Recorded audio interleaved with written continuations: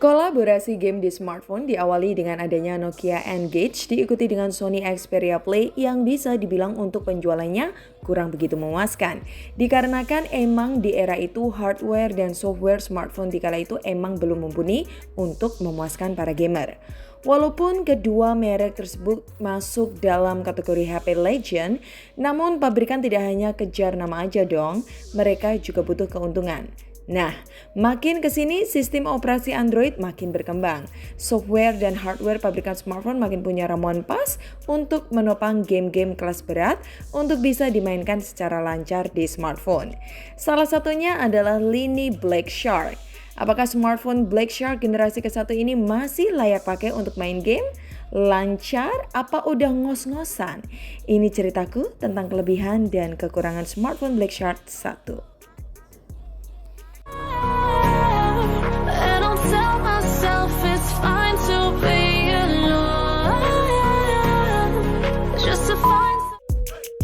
Untuk persoalan desain, di Black Shark 1 ini segmented banget.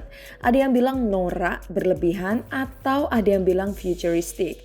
Desain HP gaming amat subjektif, cuma kita coba untuk objektif dari sudut pandang kekurangan dan kelebihannya. Karena ada sisi baiknya dan ada juga sisi buruknya. Oke, kita sikapi jika kita sebagai orang yang ingin tampil beda. HP ini emang futuristik, kesan HP gaming kental sekali di sini, dan anti mainstream. Adanya efek cahaya yang dibiaskan dari simbol S di bagian belakang smartphone ini juga bisa dikostumisasi untuk menyala sesuai ritmik dari suara background game yang kita mainkan. Ukuran HP gaming ini masih manusiawi dengan bobotnya tergolong lumayan 190 gram saja, membuat mantap ditopang oleh kedua tangan kita jika di posisi landscape mode gaming. Cuma jika digunakan mode portrait atau vertikal sebagaimana kegunaannya sehari-hari, HP ini kurang nyaman dan akan terasa licin. Frame sampingnya pun terbentuk lancip dan jika kita genggam dengan satu tangan, lama-kelamaan telapak tangan kita akan sakit jika kita tidak pakai casing atau pelindung. Untungnya, build-nya terbuat dari aluminium yang kokoh dan solid. Digurat dengan aksen kekar dan ornamen menyerupai gigi-gigi hiu, desain bagian belakangnya ini bisa dibilang 80% punya andil besar untuk mempengaruhi calon pembeli daripada desain bagian depannya. Ya, untuk model bagian depan, Black Shark 1 sudah ketinggalan zaman, masih punya jidat dan dagu yang tebal. Sensor fingerprintnya juga masih ada diletakkan di bagian dagunya, yang merupakan ciri khas ponsel-ponsel lawas. Untungnya, respon fingerprintnya cepat dan akurat. Namun, kembali lagi, seperti yang kita bahas di awal tadi, masalah desain ini selera. Karena selera, desain HP bagi user mania game dibanding dengan user sosial media amat bertolak belakang dalam memilih desain HP idamannya. Jadi, untuk masalah ini kembali ke preferensi Anda. Untuk sektor kamera, Black Shark 1 sebenarnya cukup lumayan kasih perhatian dengan diberikan modul dual kamera, yaitu wide 12 MP dan tele 20 MP 2 kali zoom digital. Cuma untuk lensa telenya, entah ini karena software kameranya sudah update terbaru atau apa, kami tidak menemukan opsi zoom digitalnya di viewfinder kameranya. Kita coba zoom secara manual 2 kali pun hasilnya di rincian foto tetap memberikan kalau foto tersebut punya resolusi cuma 12 MP. Dan anehnya lagi di selfie kameranya juga. Jika kita lihat katalog promonya, Black Shark punya resolusi kamera selfie sebesar 20 MP. Tapi ketika kami cek di AIDA 64 terbaca di sistem cuma 5 MP. Anggaplah AIDA 64 salah karena ketika kami coba jepret pakai kamera selfie-nya emang menghasilkan resolusi 20 MP secara data. Namun kok kualitasnya jika kami lihat secara orang awam aja, ya kualitasnya nggak bagus. Wajah tidak bertekstur, lemah terhadap perubahan cahaya, benar-benar tidak mencerminkan kamera selfie 20 MP. Atau emang ini cuma 5 MP terus diinterpolasi jadi 20 MP. Tapi kok ya kurang kerjaan Black Shark. Kamera selfie aja diinterpolasi.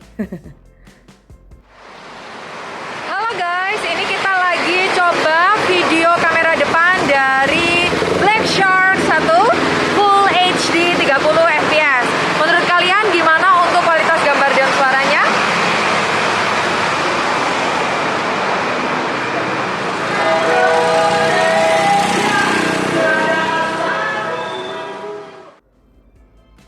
Untuk video kamera belakang juga, awalnya kami cukup senang bisa mencapai 4K 30 fps. Tapi untuk ukuran Full HD justru pilihannya cuma 30 fps juga, tidak ada 60 fps. Terus kita coba cari tahu dong, mungkin ada di mode Pro-nya atau mode manualnya. Kok kita coba masuk ke mode manualnya kameranya langsung close. Jadi kesimpulannya emang software kameranya ini yang bermasalah. Dimana untuk tahun ini jelas kamera Black Shark sudah tidak dapat update lagi. Kecewa? Ya tidak juga sih, karena emang kamera bagus di HP gaming itu cuma bonus. Mungkin untuk menekan harga jadi kualitas kameranya kurang begitu bisa diandalkan. Apalagi jika kita komparisasi dengan HP-HP zaman now. Gambar yang dihasilkan kamera Black Shark punya karakter. Ya karakternya HP Xiaomi zaman old. Kameranya tidak bisa berbuat banyak jika di kondisi backlight. Walaupun sudah ada HDR dan sistem AI-nya, masih kalah pintar dengan HP 2 jutaan sekarang. Hasilnya kurang tajam dan detail, namun masih cukup akurat menggambarkan situasi sekitar jika kita ambil di kondisi outdoor. Tapi subjektif kami, color tint-nya agak condong ke arah bluish. Cuman kita ya punya solusi download aja Gcam. Kelar dia masalahnya.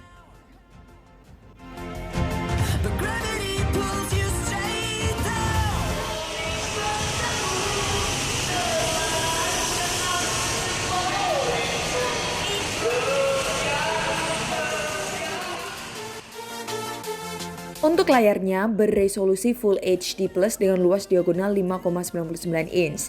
Ukurannya amat pas sih menurut kami.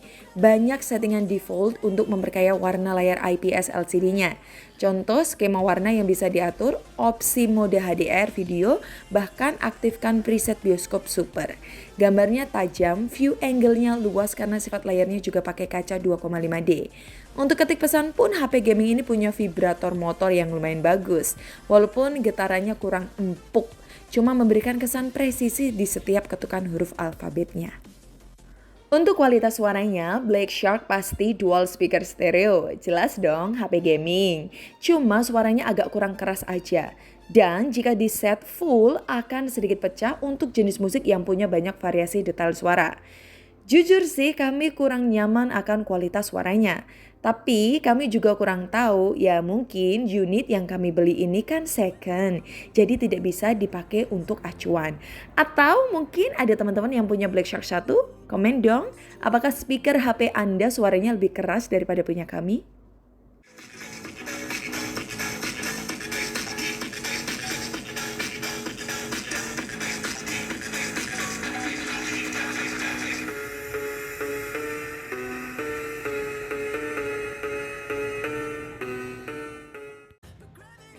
Lini Black Shark lahir dari kerjasama Xiaomi dengan startup yang bernama Black Shark.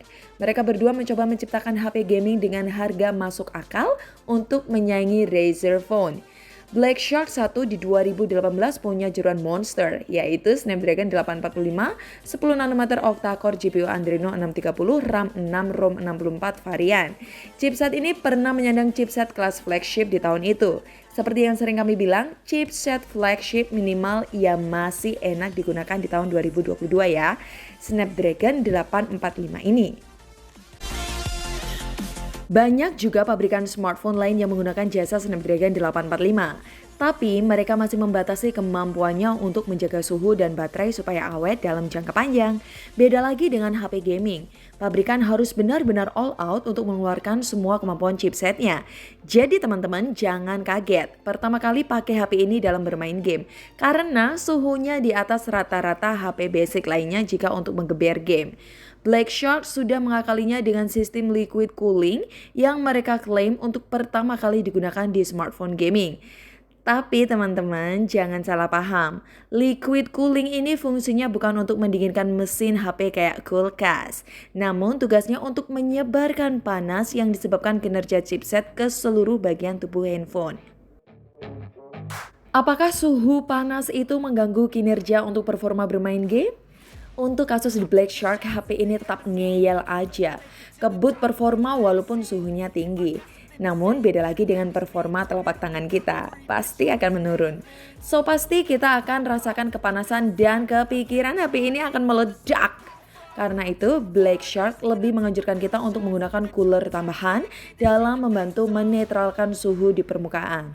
Secara liquid cooling di HP beda sifatnya dengan PC dikarenakan perbedaan space yang amat terbatas. Di menu Shark Space ada banyak pilihan yang kita sorotin. Lebih ada pengaturan konfigurasi game dari auto ke mode manual hingga ke mode gila. Nah, jika di mode ini teman-teman sangat diwajibkan pakai cooler tambahan karena benar-benar CPU-nya akan ngegas terus ketika kita masuk mode ini. Snapdragon 845 akan berubah menjadi beda powernya dengan HP lain dengan chipset yang sama jika kita sudah masuk ke mode ini. Kita setel ke grafik paling notok pun, Black Shark akan terus berjuang memberikan kemampuannya dalam membaca grafis dan respon gerakan terbaik ketika kita bermain game. Cuma karena HP ini sudah tergolong HP lama, kami kira settingan auto lebih bijak dikarenakan baterainya dan sifat game sekarang yang beda dengan tahun 2018. Ukuran file game zaman sekarang jelas semakin besar. Untuk bermain Mobile Legends, Black Shark masih mampu memberikan kemampuannya sampai rata-rata 55-60 fps di settingan ultra. Daya yang dihabiskan main 25 menit sekitar 15%, dengan suhu di sekitaran 40 derajat Celcius.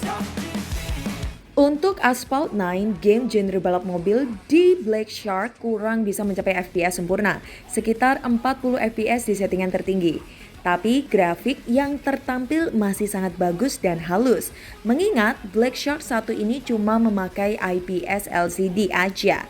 Efek-efek balap masih keluar dengan detail.